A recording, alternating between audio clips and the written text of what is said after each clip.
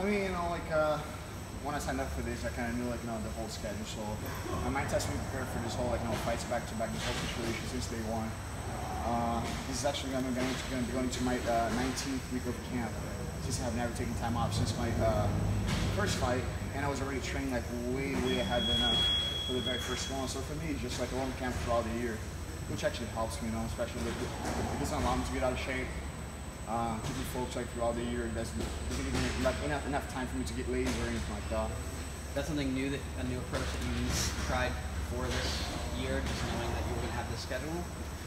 Well, or you just always training? This is not my first experience, like as far as tournaments go. I've been in jiu-jitsu since I was a kid, and this whole tournament format has always been around like my career as a competitor. And I also competed in the Ultimate Fighter, which fights are not just like every 5 weeks; they're like every 2 weeks. So there's no experience of being always being ready for a fight, just like something I'm used to. Having the points though and being secure coming into this fight, does it change how you approach this specific fight? Not at all. Actually, to be honest, this fight actually counts a lot more than the first one. The first one I did my job, and now I just want to secure the #1 spot. So I just have to go there, get a first round finish, and make sure that I stand as #1. How important is that #1 spot to you? It is important, to be honest. You look at the bracket, any fight could be a tough fight. Even if I end up fighting somebody that's coming off a loss, any fight can be a tough fight. But end up like a #1, I think it's more the confidence level helps you. And also, let's say, get another first round finish. I think that's going to be definitely going to get in my next opponent's head. So, do you have time to sort of look at who you're going against, and with sort of a short time in between fights, do you cater your workout to who you're going up against, or you keep it the same? Lately, I've been focusing a lot more on my skill set. I try to do what I do best, and of course try to improve all the areas. But the main thing for me is to get myself in shape, get myself conditioned to fight against anybody. I'm not really focused on one guy or another. I did have time to watch Brandon's fight though. It was somehow impressive, because he was losing, he lost first round, almost got finished first round, and in a rally he ended up getting the finish in the second. So I got to watch this fight. I would say it was an impressive fight, not an impressive performance. But I did have time to watch these fights, not just that one, but the previous fights as well.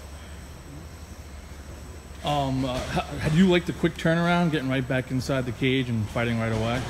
I think it's better to be fighting back to back. Is always better. It doesn't give you time to rest, and most of the time, I've been competing for 20 years. So at this point, if it wasn't for a tournament format, most likely I would be now eating burgers, getting myself out of shape, and in this kind of format, it never allowed me to get to get that lazy.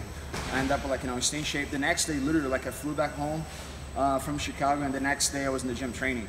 So it's just it's better overall. It keeps me in shape, keeps me focused, and it doesn't allow me to get lazy or lose my focus. What are some strengths and weaknesses of your opponent that you see just from watching his fight? It's hard. His last performance, I don't think is the best one for you to be judging. He didn't look great at all.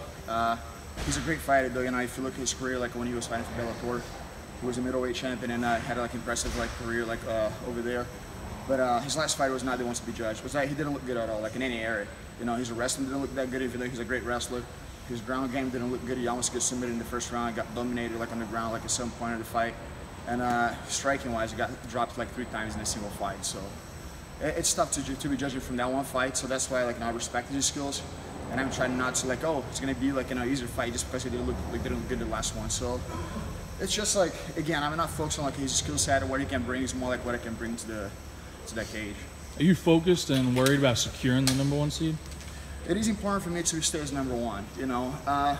Most importantly, actually, get the win, no matter how it is, because it's always doubles up your money and all that. But it's for me to be #1. It's just gonna matter for sure. But like I said, at the end of it, it's gonna be 8 best guys. Everything resets. Everything starts from scratch. Once you get those 8 guys, so it doesn't matter if you're #1, if you're #8, you're still gonna be within the 8 best.